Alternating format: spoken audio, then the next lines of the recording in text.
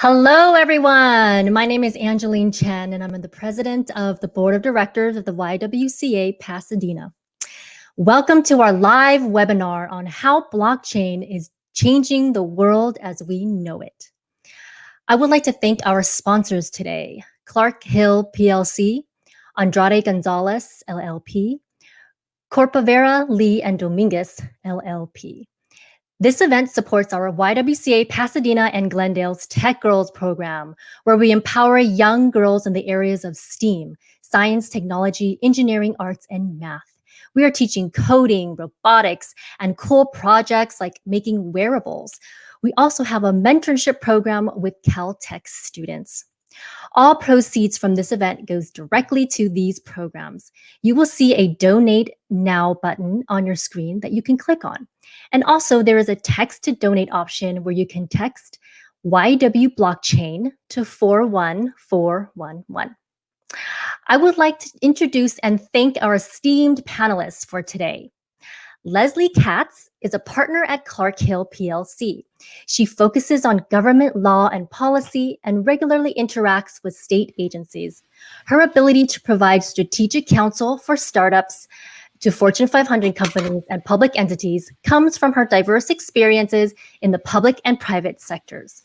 She regularly speaks on blockchain, regulatory matters, public policy topics, and on infrastructure, economic development, community relations, leadership development, and technology-related issues. Jor Law is a pioneer in building out the ecosystem for digitizing and trading securities on the blockchain and other distributed ledger technologies. A finance and securities attorney, he is most well known for his expertise in secured lending and alternative finance, including EB5, venture capital, crowdfunding, and tokenized securities, including initial coin offerings or security token offerings. He co-founded VerifyInvestor.com, which was a dominant accredited investor verification service in the world at the time it was acquired. He is a trusted consultant advisor to technology companies, primarily in RegTech, FinTech, and crypto. Gary Leland is a businessman, entrepreneur, and media personality. He produces several shows in the cryptocurrency sphere, including the Crypto Cousins podcast, the 4-Minute Crypto Show, the What is Bitcoin podcast, the Railroaded podcast, and the BitBlockBoom podcast. He also founded the BitBlockBoom Bitcoin Conference in Dallas, Texas in 2018. In 2019, Gary became an advisor and part owner of GiveBitcoin.io and SwanBitcoin.com, which allow users to buy and invest Bitcoin. Ruby Ronruen is a senior producer at Lucid Site Inc., a Los Angeles-based software company that develops blockchain games and game technology. She is a UCLA graduate and is a producer for their title CSC, which is a casual space MMO, massively multiplayer online game with fast-paced combat, a robust player economy, and an uncapped crafting system. CSC allows users to command starships and earn digital items to buy, sell, or trade without limits, both inside and outside of the game universe. Thank you, panelists, for spending your time with us and sharing your expertise. Sure. What is the difference between blockchain, cryptocurrency, and Bitcoin? Yeah, I think before we get into each of those, it's important to understand kind of the concept of a ledger and then a distributed ledger, in following on from their distributed ledger technology. So let's take an example, right? For example, when you get two people to pool their money and pay for lunch, you and I will get together and we're always going out. Instead of us splitting the bill each time, we just decide that we're going to pool our money and pay for lunch, right? Well, we got to keep track of that, right? So each time we go out and we eat dinner or lunch, one of us pulls out a piece of paper and we start logging down, hey, today's date, we spent this much, remaining funds so much, right? That, if you think about it, is a form of a ledger, right? It's just some method of tracking accounting. Now, this concept of distributed ledger is just the concept that multiple people keep the books so that you don't have to rely on just one party to keep it, right? So it's a little bit safer and more accurate if each time we both go to lunch, we both jot down how much we spent and how much is left over, so that if for some reason I made a mistake, you've got it right. If you've made a mistake, I've got it right. Or if you don't trust me, you have your own record, right? So imagine this concept, times many, many people, right? So this idea that you could have this ledger that many people would keep. There's more safety in case a book gets lost, and there's more trust that the books are kept accurately because everyone is keeping track, right? So that's a concept. That's an analogy for how distributed ledgers work. And distributed ledger technology is just technology that implements this concept. Now, if you go back to the lunch ledger example, right? Let's say they're keeping track of the accounting on a sheet of paper. Well, imagine that that piece of paper is a block, right? And on one sheet of paper, you can only log so many transactions, but when it's full, you got to turn to the next sheet of paper, right? You got to turn the page. That's similar to blockchain, right? The transactions get recorded on a block. When a block fills up effectively and it's full, you move to the next block, and it goes in succession. So each block continues from the prior block, and therefore a chain of blocks is formed, hence the name blockchain. And blockchain is a type of distributed ledger technology. And cryptocurrency is, let's break that down, right? There's crypto plus currency, right? So crypto is really cryptography, and that's a field of science behind secure communications, right? Basically storing data in a method that people cannot understand unless they have the proper decoding mechanisms, right? And in currency is what we all understand as some sort of medium of exchange, often thought of something as money or something of value that could be traded for something else, right? Cash, everyone knows, is currency, but things like airline mileage points can be as well. It just depends. It just depends on how broadly you define currency and whether you're talking about specific regulations, which might have even more narrow. So cryptocurrency then is just basically is currency that is based on the principles of cryptography. And then really quickly, I won't get into Bitcoin too much because Gary will get very into it in quite detail. But Bitcoin is basically the king coin. It is the most dominant cryptocurrency, and when people think of cryptocurrencies, they often think of Bitcoin first. In the past, it's been as high as controlling 90% of the market cap of all crypto, and as low as 30%. Currently, it's about 60%, a little bit in the 60s. And this is the idea that the market value of Bitcoin compared to the market value of all other coins. Now, if you knock out some of the decentralized coins, the ICOs, and what they call shit coins, that dominance could jump up to the 80s. It's really significant because there are thousands of currencies, and for Bitcoin to be so dominant is testament to how strong and reliable it is. And just for figures, Bitcoin's current market cap is about $350 billion, and 24-hour trading volume is reported to be around $25 billion. So, very large, very active coin. We're going to go with Gary Leland now to expand a little bit more about Bitcoin. Gary, so who created Bitcoin? The person who wrote the white paper and invented it used the name Satoshi Nakamoto. But no one knows if Satoshi Nakamoto is a guy, a girl, a group of people. Some people thought it was Hal Finney, who's passed away, because he did a lot of stuff with digital currency before Bitcoin came out.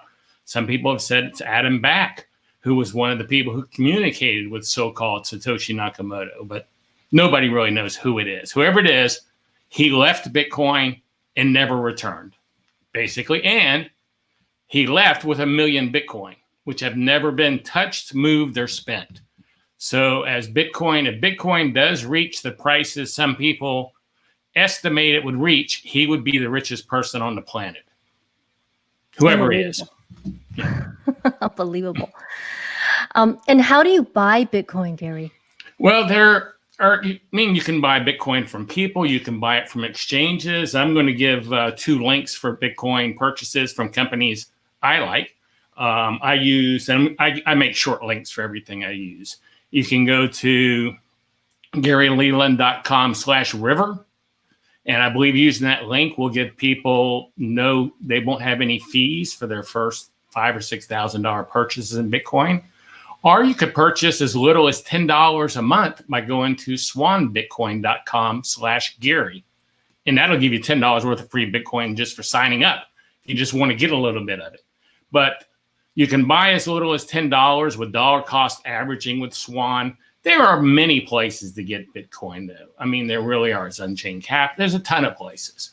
But I know both of those. I know the people that run them. I'm involved with Swan Bitcoin, so of course I'm going to name it. I know the people at River. They're great people. So I'm just going to name companies that I trust. I buy from those companies. Yeah. So, for somebody who doesn't know much about Bitcoin, they get a little scared. They can still just go to Swan Bitcoin and open an account. You can go to Swan Bitcoin. You can open an account and you can use dollar cost averaging, which with a asset as volatile as Bitcoin, a lot of time that's the best way to do it. And you just say, I'm going to buy $10 a week or $100 a week or $5 a week or $1,000 a week, according to what your budget is. And it just automatically buys for you every week. And then before you know it, you've got you some Bitcoin and a good amount of it. And you can set it at a level that doesn't really affect your budget that much. Maybe you weren't able to buy some beer one night and you got a little Bitcoin instead because you budgeted you decided to buy $10 a week. So that's a great way. I recommend that to everybody who's interested in learning about Bitcoin, really, because I found this really kind of amazing. Once you get a little skin in the game, once you own a little bit of it, and it doesn't matter how little it is, you really start following it and you start reading about it. And I turn a lot of boomers on to Bitcoin who, because I'm a boomer and most of my friends are boomers. And that's what I recommend to my boomer friends is Swan Bitcoin, because they get it and they'll start out with 25 a week or something. And then I talk to them a month later and they go, wow, I saw this growing. I've worked it to 400 a week or 200 a week. So it's amazing starting off with as little as $10, how quickly you start investigating it, learning about it, feeling comfortable with it, and increasing your purchasing power. And do you think that Bitcoin can be more valuable than gold at some point? Well, a lot of people do think it can be more valuable than gold. As you can see, here is what's happened this month with Bitcoin alone. I mean, you can see we've had a great month. We've had a great year. It's been the highest moving asset of the year. I think it's been the highest moving asset of the month, the highest moving asset of the decade. Bitcoin has certainly gone in the last 12 years from 5 cents to almost $19,000. But the market cap for Bitcoin is in the billions, where the market cap for gold is in the trillions. So it's got a long ways to go, but there are people, I'm not projecting anything, but there are people who project Bitcoin in the next few years could hit $100,000. If it starts hitting that kind of money, it could start getting up high enough to compete with gold. And right now, a lot of people call it digital gold because they consider it a store of wealth, a hedge against inflation, which gold is normally known as a hedge against inflation. So Bitcoin, a lot of people consider Bitcoin a digital gold. And I think most millennials and Gen Xers would actually rather have Bitcoin than gold bars, which now I don't think I know nothing about gold bars, but, gold coins, so it certainly has the potential. I'm not saying it will, though. How do you safeguard Bitcoin? Well, you don't want to leave it on the exchange you buy it from. Almost all the Bitcoin that's ever been stolen, whenever you hear about Bitcoin being hacked, it's funny. People go, I hear that Bitcoin's been hacked, though. I don't want that. But it's not Bitcoin that's ever been hacked. It's the exchanges online that people are buying their Bitcoin at. They leave their Bitcoin there. And really, an exchange is not a bank. It doesn't have FDIC insurance. I mean, if it's a honeypot is what it is. And I would think that if you're up to criminal activities and you're wanting to steal Bitcoin, you would go to an exchange where everybody's leaving their Bitcoin, where there's millions and millions of dollars worth of Bitcoins. Now, I say get it off the exchange. I think anyone who's got any common sense and knows anything about Bitcoin is going to say that. And get yourself a wallet. The best is an offline wallet. You can get a Trezor, Trezor.io, or you can get a cold card. There are several great offline wallets. So when it's not online, it's in cold storage. And that's what you really want to do. Or you can even do a paper wallet, and print the words on a piece of paper. I think that's how the Winklevoss brothers originally stored all their Bitcoin, was on paper wallets. So just make sure you get it off of an exchange, and don't buy your wallet from Amazon or eBay. Buy it from the manufacturer. You don't want anyone else touching your wallet before you get it. You don't know what they're going to do with it and rewrap it. So buy a wallet, a cold wallet, look that up, and put your Bitcoin on it if you buy any. I know you have to worry if you buy $10 worth. You know what I mean? $20 worth. But if you start getting thousands of dollars worth of Bitcoin, you want to put it in cold storage. It's great advice. And other than from buying Bitcoin, how can someone make money in the Bitcoin industry? Well, they can accept Bitcoin on a website if they have a store, online store. Like you could be accepting donations in Bitcoin. I'm sure there's some technicalities with y'all being a nonprofit. But if you're a store, you could go to like opennode.com. If it's a WordPress store, they have an app. You plug in, you just put it on your website, set it up, takes you 5 minutes. You're accepting Bitcoin. When people check out, it'll say the item's $100. You want to pay cash, or not cash, but credit card, or you want to pay with Bitcoin. Or you can go to, I'm going to give you a couple more links here, short links. Go to GaryLeland.com/Lolli, Lolli. Now, this is a plugin for Chrome. And it works like Ebates used to be. I think it's called Radican now or something. And when you buy something online, if they are one of the 1,000 stores that Lolli has partnered with, it'll give you Bitcoin when you buy something there. So that's a cool way to get Bitcoin for free, because it could be a store you're already going to. Like you can go to Kroger's, buy your groceries online, and get free Bitcoin as a rebate. Another great way to do it is the Fold app. You can go to GaryLeland.com/Fold, and you can buy gift cards there. I do all my Amazon purchases through Fold. I'll go buy a Fold gift card for $100, set it up to my Amazon account. I get free Bitcoin as a rebate from Fold, and I just spend the money out of that gift card I got. And I've gotten quite a bit of free Bitcoin from that. So that's a great way to do too, GaryLeland.com/Fold. But both of those are completely free Bitcoin for doing nothing that you don't already do. That's amazing. I'm going to do that right away. I do it every day. Actually, on the Fold app on your phone, they have a little wheel you can spin. They want people coming to it, and they're hoping if you come more often, you'll buy gift cards. And they give away, you hit it, and it spins a wheel like a roulette wheel, and they give you free Bitcoin every day. Every 24 hours. That's fantastic. Yes, that's great advice. Thank you so much. And I feel like more companies are going to be following in that too, right? Oh, I agree completely. I think we're, I really consider Bitcoin, I started my first e-commerce store in 96. Everybody said I was stupid. People really wouldn't buy that much stuff on the internet, but I kind of felt they would. I guess I was right. And I kind of think Bitcoin's like, where e-commerce was, but even before 96, maybe like 92 or something. I don't even think we've gotten to 96 yet. So I think we have quite a ways to go in the world of Bitcoin. Oh, yes, definitely. Well, thank you, Gary, for this presentation, and please stick around for the Q&A, because I'm sure there will be questions for you. Happy to join you guys. Thanks. We're going to go back to Jor Law, because we want to talk about more about other industries. Jor, I understand this is a contentious point, but what else is there other than Bitcoin? Look, obviously, I mentioned it earlier, there are thousands of different types of cryptocurrencies, right? And in fact, there are many other types of blockchains as well. And, beyond that, there's other types of decentralized ledger technologies, right? So not just blockchain, but different technologies that leverage this concept of decentralized ledgers, right? Some of them are designed to compete against Bitcoin, but many of them, much of blockchain actually just tries to solve different problems unrelated to Bitcoin.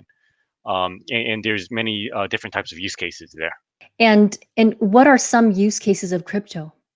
So, we've got some slides here, rather than try to list out every one of them, if you, go to your favorite search engine and you type out, crypto use cases and things like that, you'll pull up no shortage of infographics. This is one of them that, I found that was a little bit more clear but there's a ton of them with a lot more information on them, a lot more use cases on them, and there's no shortage. Almost every industry, almost every use case could benefit from it. But there's a couple things that you could think about, right? Like if you believe that digital is better than analog or offline and things like that. And on top of that, you believe that some sort of decentralized mechanism of auditing or trust, more people having, sharing control with more people or having more people verify safety. If you believe digital plus that, then really, I'm not aware of any other kind of mass known technology that achieves that, right? It's got to be crypto. So that's where I think crypto and blockchain are pretty compelling. And some of the reasons to think about it is if you're thinking about application use cases that require transparency, well, public blockchains and things like that provide a very good solution for something that demands transparency, right? If you're looking for something that has high integrity, the idea that you have a decentralized control and decentralized method of auditing and monitoring, all publicly available, that lends itself toward high integrity. If you want things to be immutable, not changeable, then relying on a strong chain, and this is where Bitcoin shows why it's king, right? It's the oldest, most commonly used blockchain. It's been proven to be the safest. Some of the other chains not quite so, right? They may have built it out, and in concept they've built out immutability, but in practice that's been contested sometimes through just gaming the system and things like that.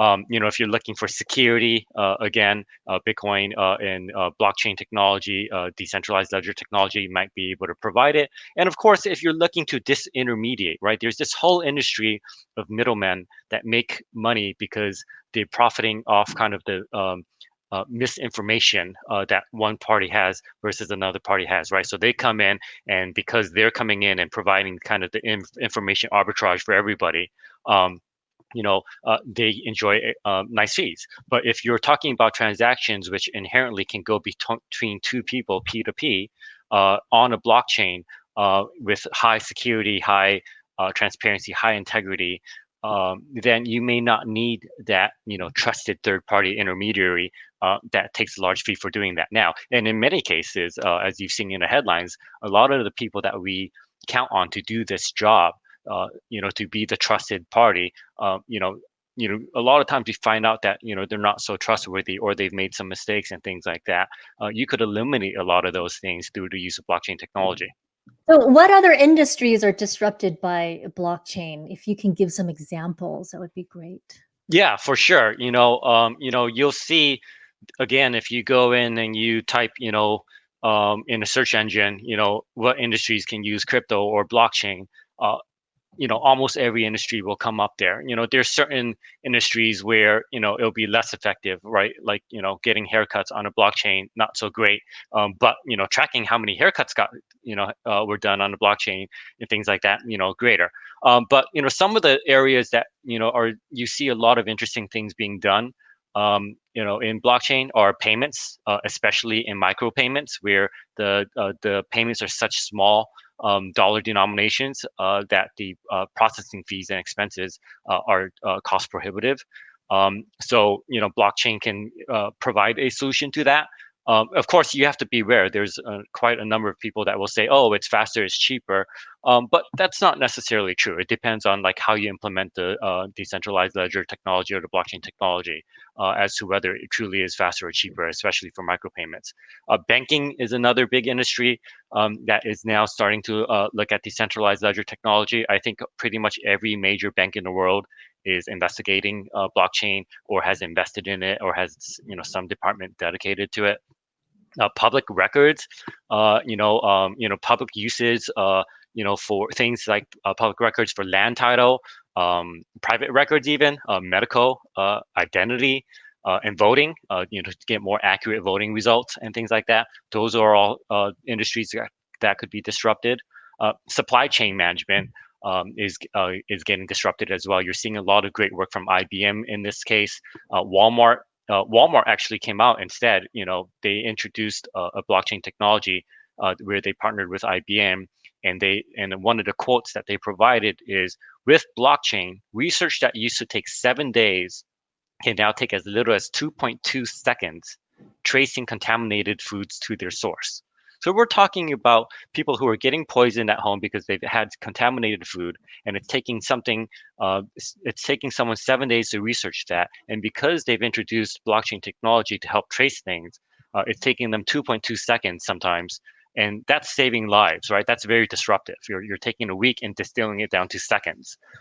Securities is another huge area. This is an area that I've played a large part in. T0 is a company that I worked with and still consult for, and they are basically trying to make the securities trading market a little bit more efficient through the use of tokenization. And in gaming is great. We'll hear from later another speaker about gaming, but gaming for computer gaming for betting is great. I work with a company called Zen Sports. What they're trying to do is they're trying to disintermediate the bookie, the person that knows who wants to place the bets and who they're betting for. They're connecting everybody, and they're taking quite a large middleman fee for it. But if you can find a trusted way to pair the people up, peer to peer, you can substantially reduce that fee, right? So these are some of the areas where you see industries being disrupted, and the slide that was up there shows some of the players that are doing this, right? And it's not just little companies that are doing this. Obviously, there are a lot of startups that are pursuing this technology, but a huge number of very large and established companies are investigating how blockchain can help their industry. This is fascinating, and I feel like pretty soon it's just going to be in every industry. So that's amazing. Thank you, Jor. Now we're going to go into regulatory matters with Leslie Katz. Leslie, thank you. Hi. What sort of regulations affect Bitcoin, crypto, or blockchain? All sorts. I've got an alphabet soup of regulations for everyone. We've got FinCEN, AML, KYC, SEC, CFTC, CFPB, OCC, CEA, IRS. But all of these are, the major entities that are really regulating what's happening in this space. We've seen quite a bit coming out of the SEC, the Securities and Exchange Commission. And that was in some of the earlier days, and certainly back in 2018 timeframe, we saw a lot of what are called initial coin offerings.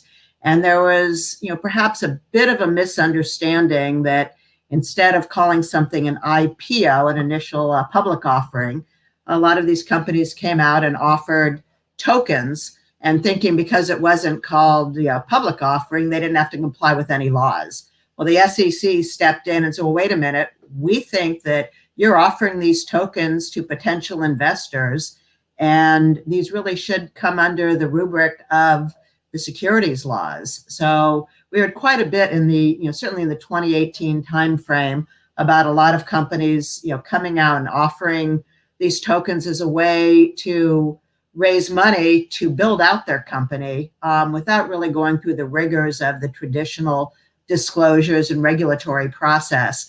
That's changed quite a bit. You really don't hear as much about the initial coin offerings anymore.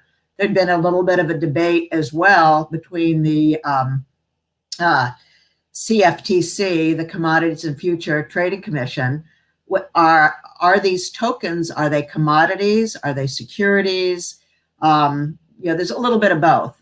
More recently, there's been some clarity that Bitcoin is viewed as a bit more as a commodity and not as a security, and same with Ethereum. These are two types of cryptocurrencies, and as I think both Jor and Gary mentioned, there's tens of thousands out there, but they all have different properties.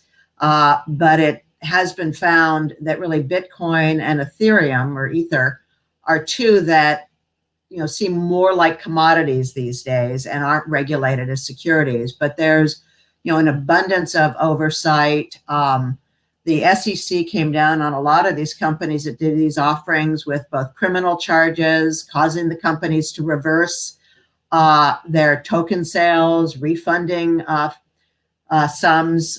In some cases, it was only refunding the purchases of U.S. investors, that there's some, again, different regulations depending on where these companies are formed and where the token offerings took place. One of the most important things I think people need to keep in mind when you're looking at, cryptocurrencies, and I'll just say sort of Bitcoin a little bit here, but I think Bitcoin initially got a bad name. Way back, there was the Silk Road, the famous Silk Road situation where there was a site that was using Bitcoin for all sorts of nefarious activity. And there was a sense that you couldn't trace who actually owned the Bitcoin that was being used, in transactions that, range from buying drugs to buying guns, and certainly, some other things were even worse. So I think that actually slowed down the understanding and adoption of blockchain and Bitcoin initially. A lot of people conflated blockchain and Bitcoin and linked it to these activities. But what's important to remember is that with any of these cryptocurrencies, there still needs to be what's called anti-money laundering, AML, compliance, much like happens in banks, or KYC, know your customer kind of requirements. So that's been a big issue that I think is getting closer and closer to being solved. There's some efforts to embed bioimagery inside some of the cryptocurrencies so that you already know that people have passed this kind of compliance, and it can only be traded amongst those that have met the AML KYC compliance. So there's a lot of things that need to go into regulating of the cryptocurrency and blockchain as well. One of the big problems we have right now is, is it the states that are regulating? Are there federal regulations? There's 180 countries plus out there that also have some of their own regulations. Some ban blockchain, some ban cryptocurrency. Some are now creating their own central banking digital currencies. That's a whole other area we haven't even really explored yet. So there's so many regulations going on. But as companies are looking to start out, I think it's really important to get counsel and look at what regulations they would fall under. A big one is, do they need to comply with money transmitter licenses? And if so, do they need to get it in essentially all 50 states, because all of the states have different requirements and different licensing schemes for money transmitter licenses. In New York, you have the infamous BIT license, which really kept a lot of companies from growing in New York because it was so difficult to obtain the BIT license to operate in New York. And then you have questions. What about taxation? What is the IRS going to say about the cryptocurrencies? So there's a myriad of different regulations, and then you have states trying to figure out what to do. Wyoming was, I think, brilliant in that their legislature only meets for 19 days a year. So back in, I think it was 2018 was the first time they did this. They decided that they wanted to be on the forefront of the blockchain community, and also there was somebody from Wyoming who was very versed in the blockchain space and recognized that Wyoming could essentially be a little bit like a pilot project for the SEC. And so Wyoming passed 6 pieces of legislation, I think the first year, and I forget how many the second year, but in their first 19 days, really embracing blockchain and allowing transactions to take place, allowing companies to register, much like a lot of corporations want to register in Delaware because they know the laws, they know the regulatory framework there. Wyoming created a little bit of regulatory certainty, and we're trying to set this up as some guidance for the SEC. We now have SEC Commissioner Hester Pierce, who she hates the moniker crypto mom, but unfortunately it's kind of stuck on her. As she puts it, she's not a mom and she doesn't really feel necessarily old enough to have that moniker, but everyone refers to her as crypto mom because she understands that you need to create a standard, if you will, or an understanding so that companies know what they're dealing with, know what they need to do to be in compliance with the laws. And she's actually proposed creating something called the safe harbor, which would allow a lot of these companies to innovate without having the fear of being, running afoul of certain regulations. So creating essentially the sandbox that would allow them to build their, technology and their tools there before running afoul of certain guidelines so that they could then see what was working. You've got states like California, which created a blockchain working group that came out with 179 pages of suggestions and guidelines on how California can start taking a look at, all these different industries and areas that will, can be positively affected by blockchain. But again, where do they fall?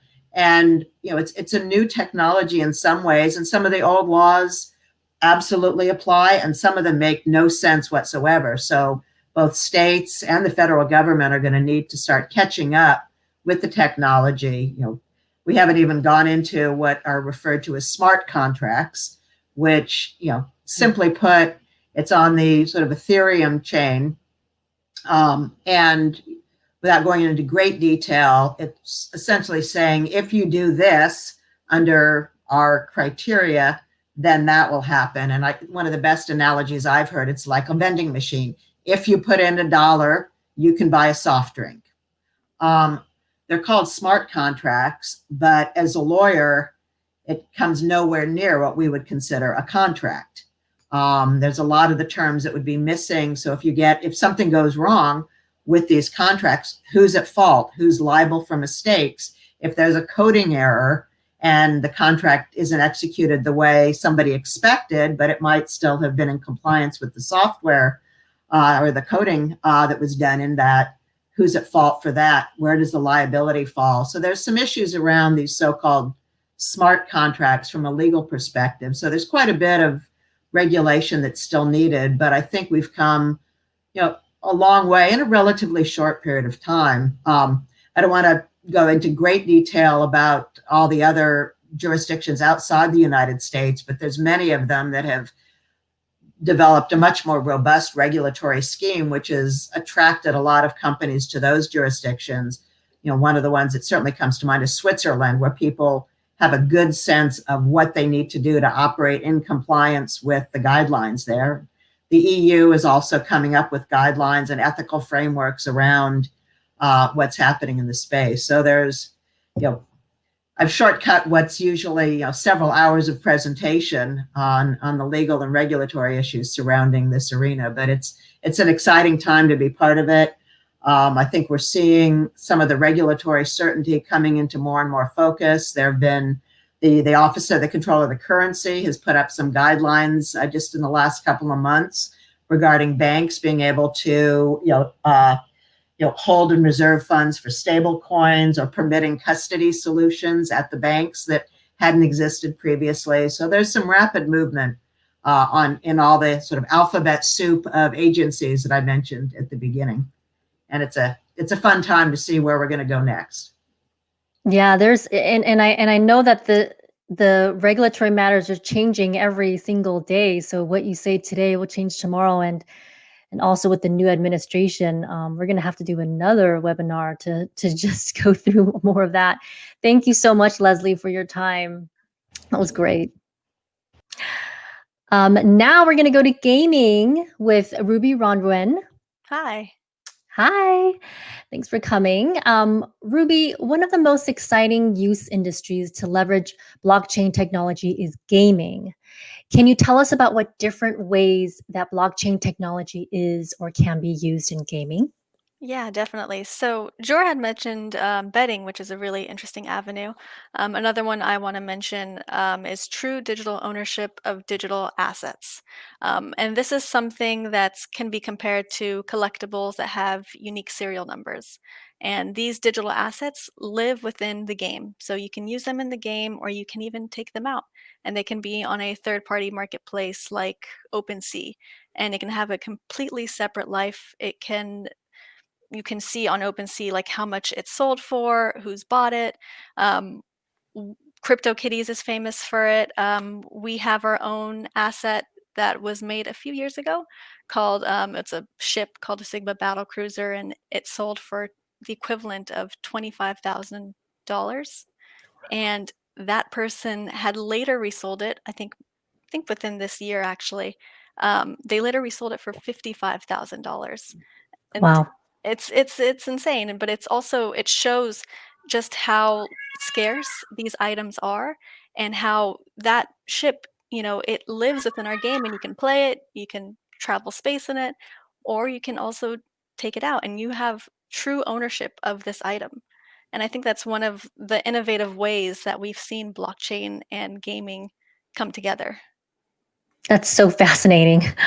And I heard it's the millennials and the Gen Zers that are doing it mostly too. And it's just, I wish I had that when I was younger and had time to play video games. We have some boomers as well. I'm not a boomer, but I'm in the middle. Yes, definitely. So you work at a company that leverage blockchain technology. What do you guys do? So yeah, we marry the two, and we have two titles that showcase this. We have MLB Champions, which are digital collectibles, and it's officially licensed by MLB and by MLB Players Association. And we have CSC, like as mentioned, it's a space MMO. Players can travel to different star systems, they can mine for resources, and they can craft from those resources. And what they craft is actually becomes a digital asset itself. So a player can spend months mining for a resource, getting the crafting happening, and they can have this one unique item. And they can choose to put it up in our in-game marketplace, which uses hard and soft currency, or they can take it out, mint it on the blockchain, and they can sell it on, like I had mentioned, OpenSea, and they can set the price for it. And it's kind of goes back to that idea of true digital ownership, and it's not something many games offer at all. You can buy a game, but you don't actually like own a sword that comes in the game. But with ours, you actually own these items. And say our game disappears in 20 years, hope it doesn't, those items will persist. They will continue to live on the blockchain, and it will have a completely separate life, and people can choose to own them and do what they want with them. And it kind of just goes back into that idea of collectibles. And at Lucid Site, we've always kind of been focused on frontier gaming. Years and years ago, we were doing some early VR stuff, and then we saw blockchain and saw the potential of it, and it's something that we've been utilizing the last few years. That's great. That's great. And I understand you use Ethereum. And we learned earlier that there are thousands of coins out there and countless chains. Why Ethereum? And are you looking at any other chains beyond Ethereum, and why? So we currently are not looking at any other chains, and the why of that kind of goes into why we use Ethereum and why other games like CryptoKitties and Gods Unchained also use Ethereum. And it's because we utilize what's called an ERC 721 token. These are just a part of the Ethereum ecosystem, and they are non-fungible tokens, also known as NFTs. So those game items I had mentioned earlier are NFTs, and those are unique, they're scarce, and they're very secure through the Ethereum blockchain. And that kind of answers why we stick with Ethereum.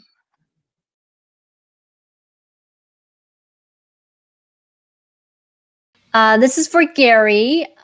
What do you think the trend is in terms of demographics of people investing in Bitcoin? Well, I think the trend was much younger, but now it's starting to move back in. You've got the boomers who are starting to get comfortable with it, and they have large assets to put into it. But I'd say it's pretty mixed right now. I don't think it's just a young man's game anymore, though. Right. I heard, there are a lot of boomers interested. We've been talking a lot about boomers, and they have so much wealth. So even if they're not the majority, whatever they put into it is just going to be great for the industry. Yeah, if they put in just 1%, I mean, it's a lot of money. A lot of money. Okay, next question. Okay, do you see, for all the panelists or anyone, do you see Bitcoin as a hedge against inflation? I was going to say, I think you've seen that happen with, when the pandemic hit and we saw a little downturn initially in the stock market and other areas that, Bitcoin, that's when Bitcoin really took off, that people recognized that had, a global stability in a way that a lot of these other areas didn't. So I think people definitely viewed Bitcoin as a hedge, and that's, a large measure of why, why you're seeing some of the growth in value. Yeah, I think if you look at the design of Bitcoin, where you have a fixed supply of Bitcoin and increasing demand, if you assume that, demand increases yet supply stays the same, that provides one set of economics that's very different from, the economics you see of money supply around the world today. Especially given COVID and kind of the international markets, the M2 money supply in the US and, the money supply around the world, countries have just been printing money in order to kind of, fund expenses and things like that. These have the effect of devaluing currency. And in fact, if you look at, almost all currencies and you look at them over a long period of time, they devalue. And if you look at them and you compare, kind of the devaluation, even in the last decade, the US dollar to itself and Bitcoin against itself, you find, very different results.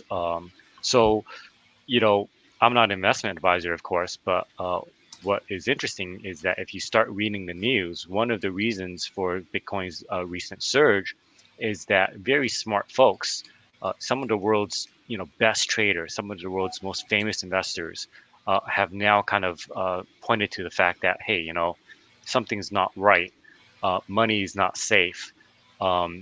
We probably have to do something else. And you're getting very established wealth management firms coming out and saying, hey, Bitcoin should be a part of your portfolio. Some of them say 1 to 3%. Some of them say 10%. Some of them say a lot more than 10%. And in fact, you get some very smart people putting in like much larger numbers of their own personal wealth in there. You get a lot of well-respected funds that have submitted filing requests to be able to move and make investments into Bitcoin. And you see public companies that are changing their treasury dollars from US dollar to Bitcoin, as a hedge mainly against what's happening. And you have people like Paul Tudor Jones, who says that Bitcoin should be higher than what it is for what it can do. And I think people like that, when those investors come in that George's talking about, that actually gives more credibility, builds more credibility for the boomers who know who these financial investors are and have followed their advice before for their assets. And so if they're putting money into it, it makes them feel a little more comfortable and they start putting money into it. Mm-hmm. That's right. What's the best resource for beginners to learn more about blockchain and Bitcoin, et cetera? I know, Gary Leland, you have a website that has a lot of info. Does anyone else have any other resource ideas?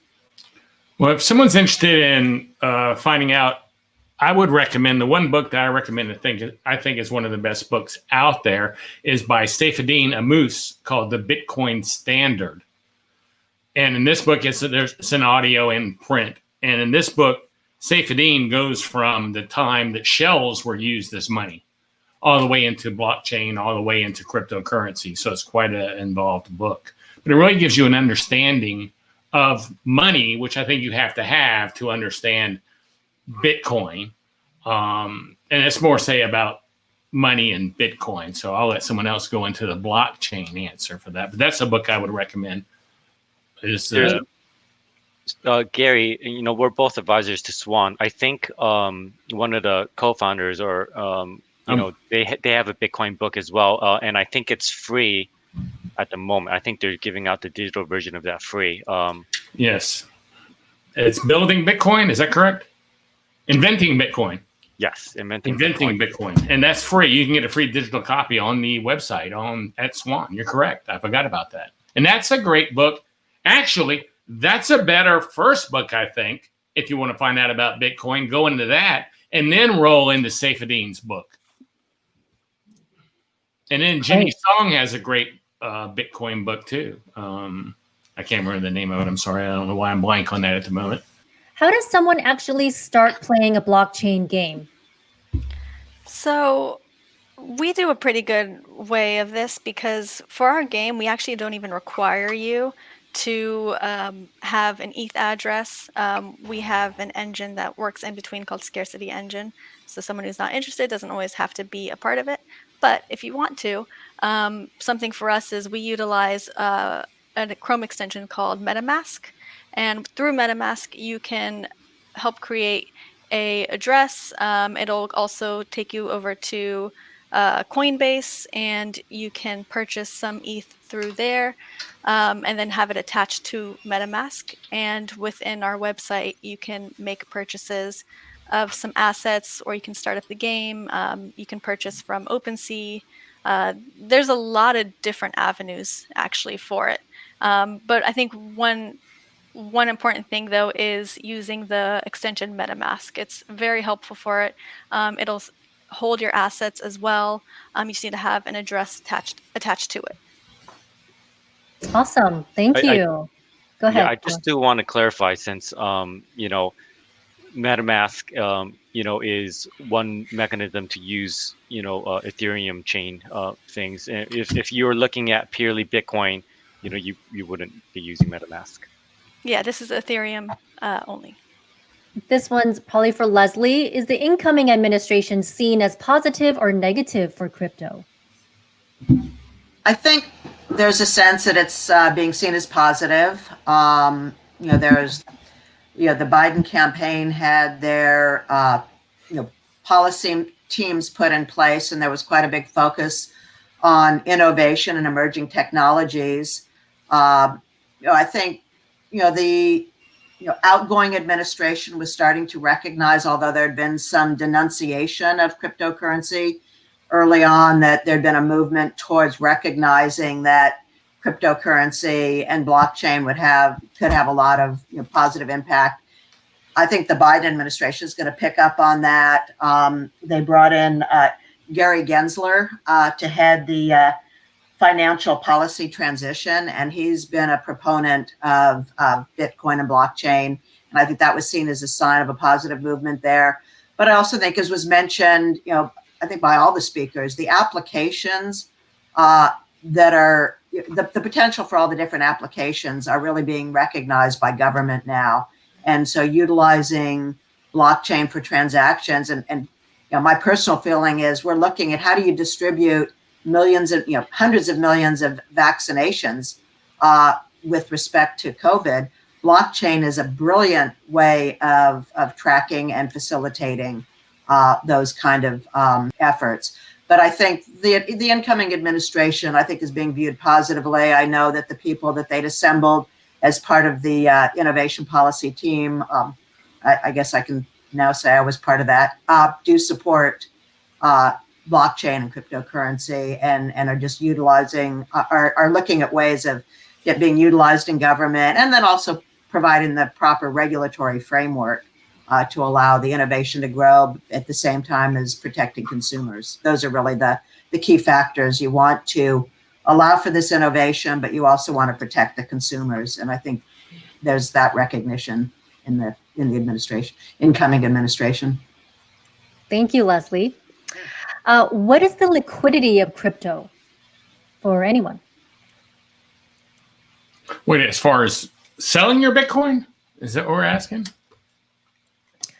Probably, yes. This is a question, but probably talking about selling. I don't think it's that hard. You just go to an exchange, find you an exchange and go to it and upload your Bitcoin there and sell it. It's just like selling your stock online. It's not a whole bunch difference as far as my experience. Yeah, I would agree. Yeah, I would agree with that. I think it depends on what type of crypto you're holding. If you're holding on to one of those shit coins, you may have limited liquidity. If you're holding on to kind of the more actively used ones like Ethereum or Bitcoin, there's many avenues for liquidity. There's liquidity through kind of centralized exchanges. There's liquidity through kind of decentralized platforms. And the liquidity is, I would say, far larger than, like, for example, the stock market, right? Like the global liquidity of Bitcoin, the 24-hour volume, I think, surpasses what the 24-hour volume of NASDAQ would be. I'm not sure about that, but I'd be willing to bet money even being unsure. And you can always just use localbitcoins.com, sell it locally to somebody. But also one of the changes over the last, couple of years is really the secondary trading market and allowing for the growth of a secondary trading market, not so much in the main coins, but in some of these smaller and lesser known cryptocurrencies. That's something that I think is going to have the capability of more liquidity when you have a more robust secondary trading market. And I think T0 was mentioned earlier as an example of that. And we're seeing more and more. And, you've got companies like Securitize that are using blockchain for tracking and focusing on securities too. So there's a lot of, other opportunities that are growing in the space that I think will create more liquidity in this area. Yeah, and that's a good point. The crypto is so liquid that its technology is being used to make other things that are normally illiquid more liquid. Thank you. Next question. We've heard that crypto is used for crime. Is that true?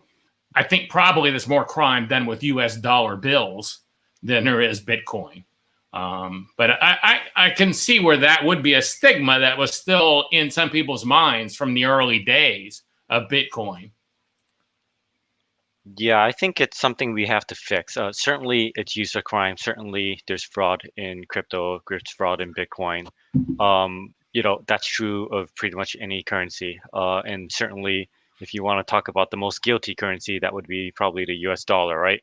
But if you kind of look at the rhetoric of late, you'll find that actually government officials love it when people use crypto to commit crime because it makes tracking them so much easier.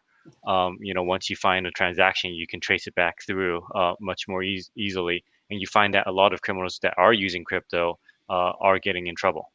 I think earlier in the year, one of the largest pedophilia rings ever was busted because they were charging Bitcoin, and they tracked Bitcoin back to Coinbase and found out whose account it was, and they were able to take down the whole ring because it was Bitcoin.